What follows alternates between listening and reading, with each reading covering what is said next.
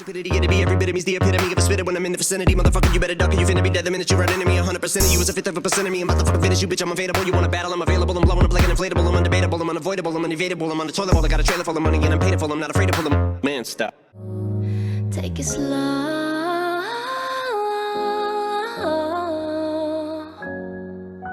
slow, go slow.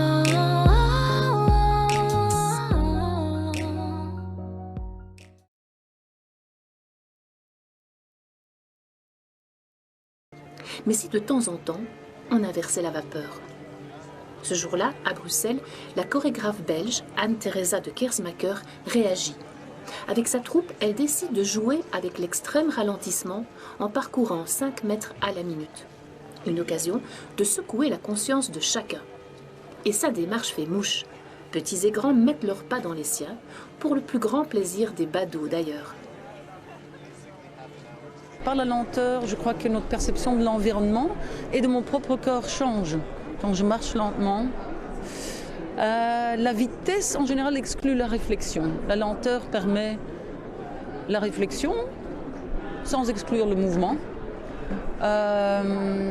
Et c'est pour ça aussi que dans certaines pratiques bouddhistes,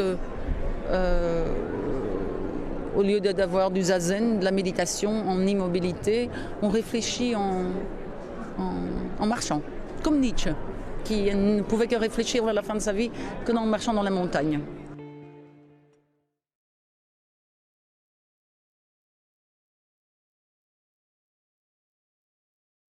Donc aujourd'hui, vous allez faire une conférence à l'école des mines d'Albi sur le fait de marcher et prendre le temps de vivre. Est-ce qu'il y a une corrélation entre le fait de marcher justement et de prendre du temps pour soi?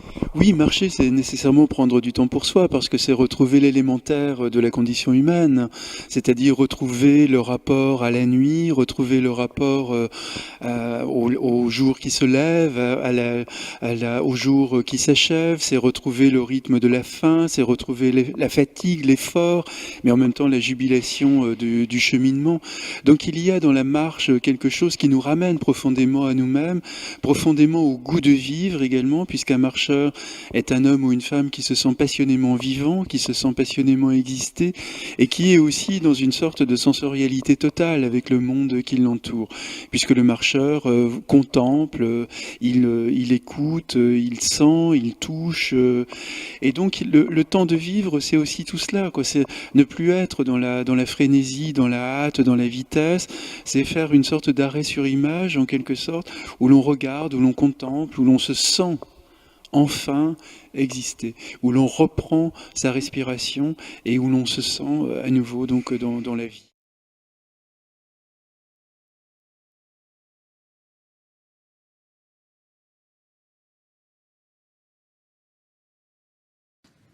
And I guess that the question is it possible to break free from that mindset? And thankfully the answer is yes, because what I discovered when I began looking around, that there is a global backlash against this culture that tells us that faster is always better and that busier is best. Right across the world, people are doing the unthinkable. They're slowing down and finding that although conventional wisdom tells you that if you slow down, you're roadkill, the opposite turns out to be true, that by slowing down at the right moments, people find that they do everything better. They eat better, they make love better, they exercise better, they work better, they live better.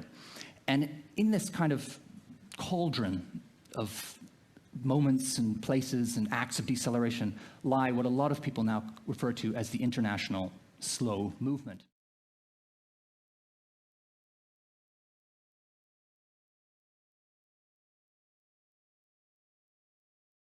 La musique me paraissait plus intéressante à ce tempo-là qu'au tempo original. Une fois ralentie, elle semblait mieux respirer. Elle était plus spacieuse, plus aérée, plus poétique aussi. Elle s'ouvrait. Un peu comme si on avait poussé les murs. Et le même phénomène peut être observé sur un film. Zabriskie Point, Antonioni, 70. Les images ralenties révèlent une poésie qu'on ne percevait pas d'abord. Une sorte de grâce qui était imperceptible à l'œil nu, invisible à vitesse réelle. La lenteur révèle des couleurs nouvelles. Elle dévoile des mondes encore inaperçus. En somme, tout devient magnifique dès lors qu'on le ralentit. Non seulement la musique et les images, mais aussi la vie. Notre vie. Nous aussi, dans la vie, on a cette capacité d'activer la fonction ralentie, comme sur un magnétoscope. On a ce pouvoir magique. Et dès lors qu'on fait cet effort d'attention et qu'on prend le temps de regarder les gens, il se passe la même chose que pour la musique de l'impératrice ou le film d'Antonioni. Les instants se dilatent et ils nous livrent leurs secrets.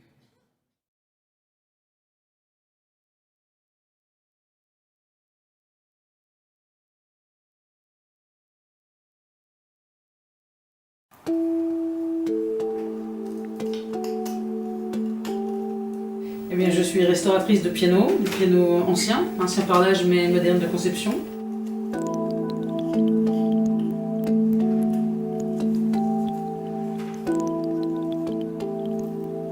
Et je pérennise une entreprise de plus de 100 ans, qui a été établie à Paris en 1902 par Paul et Louis Balleroux.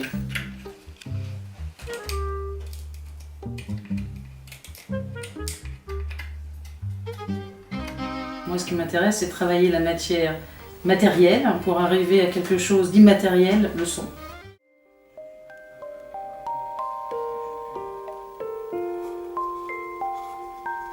Le type de restauration qu'on fait, c'est revenir le plus possible à l'état d'origine. Ça nous fait passer beaucoup de temps sur l'instrument, mais c'est le slogan de l'atelier, c'est-à-dire qu'il faut prendre son temps pour que le temps puisse durer.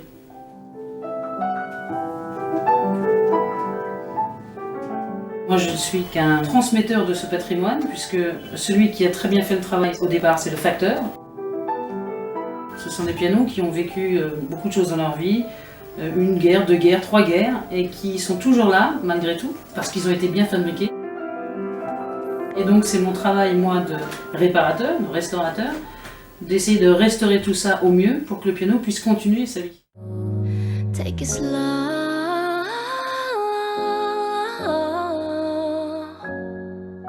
Slow.